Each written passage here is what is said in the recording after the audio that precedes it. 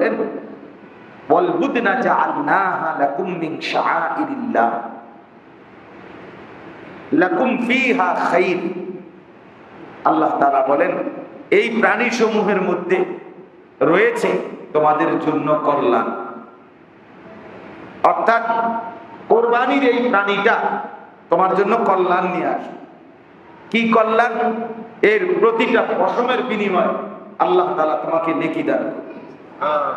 এর রক্তের ফোঁটা জমিনে পড়বার আগে আগেই আল্লাহ তাআলার কাছে পৌঁছে যাবে। তার মানে এটা কল্যাণই কর, নেকি নেকি। নবী সাল্লাল্লাহু আলাইহি ওয়াসাল্লামের হাদিস, সাহাবীরা জিজ্ঞেস করছেন, মা হাদিহিল আদাহি ইয়া রাসূলুল্লাহ,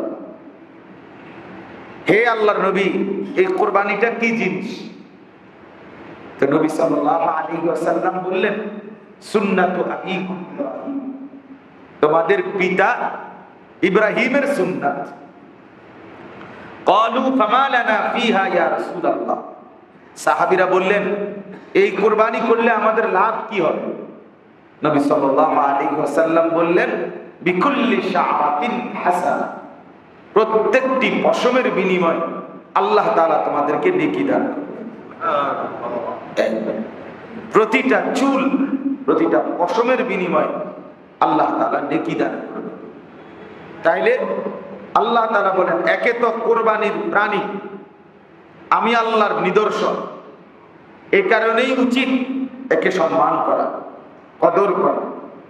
কোন রকম একটা কোরবানি নিলেই হইল আর দিবে আর কি কোন রকম, না, এটা আল্লাহর নিদর্শন। এজন্য কোরবানির জরুরি মাসআলা হলো কোরবানির প্রাণী সর্বোচ্চ নিখুঁত, দাগ মুক্ত, দোষ মুক্ত, অর্থাৎ ত্রুটি মুক্ত হওয়া চাই। কোরবানির প্রাণী যতটা সুন্দর, যতটা সুন্দর এবং যতটা উত্তম কেনা যায় ততই উত্তম এবং ততটাই করা উচিত। এখানে যেন কোন রকম যত দাম কমাইয়া ছাপাইয়া নেওয়া যায় এটা মানসিকতা যেন করা না।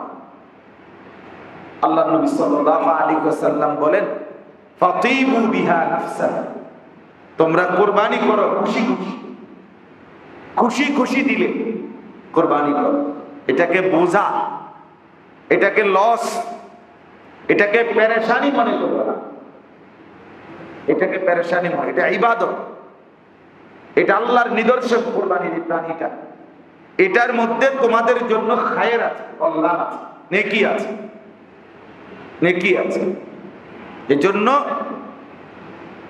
অধুনা মানে ইদানিং কালে কিছু দুষ্ট মানুষ আছে যারা ইসলামের ছদ্মাবরণে ধোঁকাবাজ।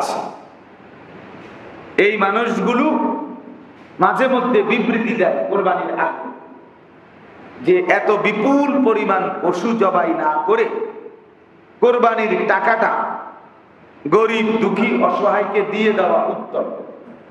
বলেন নাউযুবিল্লাহ। এটা সম্পূর্ণ বাটপারি কথা, সিটারি কথা বুঝছেন না? আপনার গরিব দুঃখী অসহায়কে মানুষকে সহযোগিতা করার জন্য ইসলামে আর কোথাও কখনো উৎসাহিত করে নাই। কোরআন এবং সুন্নাহর মধ্যে মানুষকে দান করা, মানুষকে দেওয়া, আল্লাহর রাস্তায় সাদাকা করা, এর এই পরিমাণ ফজিলত, এত বেশি পরিমাণ যে একজন মুমিনের সিফাত আল্লাহ তাআলা যত জায়গায় বলছে নামাজ পড়ে, তত জায়গায় বলছে সে আমার দেওয়া রিজিক থেকে খরচ করে। কোথাও এটাকে আলাদা করে। মুমিন মানেই নামাজি, মুমিন মানেই আল্লাহর রাস্তায় ব্যয় করে। উভয়টাকে একসাথে মিলে যেখানেই মুমিন সেজদা করে সেখানেই মুমিন আল্লাহর রাস্তায় দান করে। এটার জন্য মনে রাখতে হবে এটা কৌশল, চালাকি। আপনার ওই যে সুনামগঞ্জে বন্যা হয়েছিল গত বছর না তার আগের বছর, তখন কিছু বুদ্ধিজীবী আবেদন জানাইছিল এবছরের কোরবানির টাকা তাদেরকে দিয়ে দিলে ভালো হবে। না, কোরবানির টাকা দিবা কেন?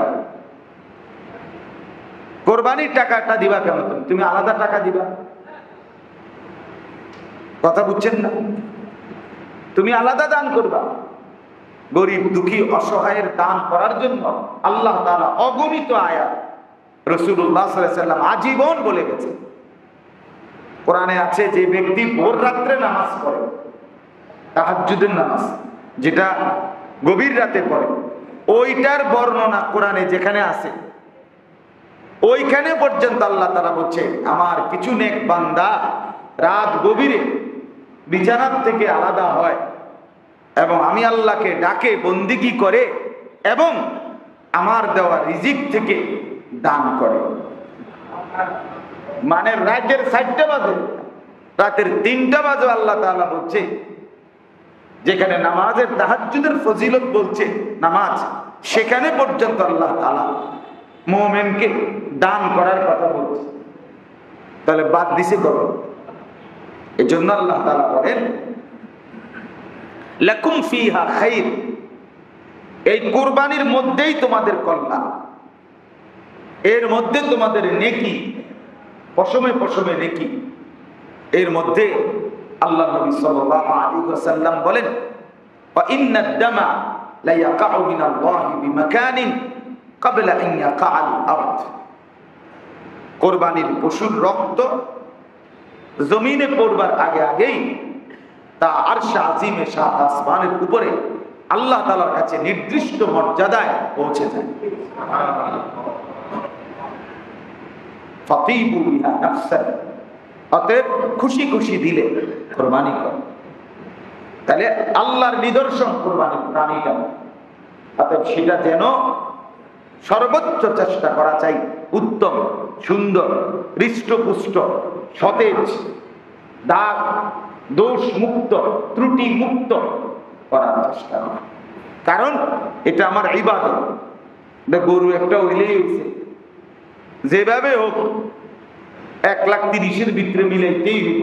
1 পয়সা বাড়াইলে আমি নাই, এত বেশি 5,000 টাকা দিতে হইলে আমি নাই, এই সমস্ত কথা না বলা, বরঞ্চ খুশি খুশি দিলে 10 টাকা বাড়লেও, 10,000 টাকা বাড়লেও এর মধ্যে মনে খুশি অনুভব হওয়া, আমার আল্লাহর জন্য ইবাদতের নিয়তে 10টা টাকা বেশি খরচ করতে পারলাম, এতে আরো খুশি হওয়া, এতে আরো নিজের মধ্যে আনন্দ অনুভব করা। তাই আল্লাহ তাআলা বলেন এই 2 কথা বুঝলেন। 1 নাম্বার কি? কোরবানির প্রাণী আল্লাহ তাআলার নিদর্শন।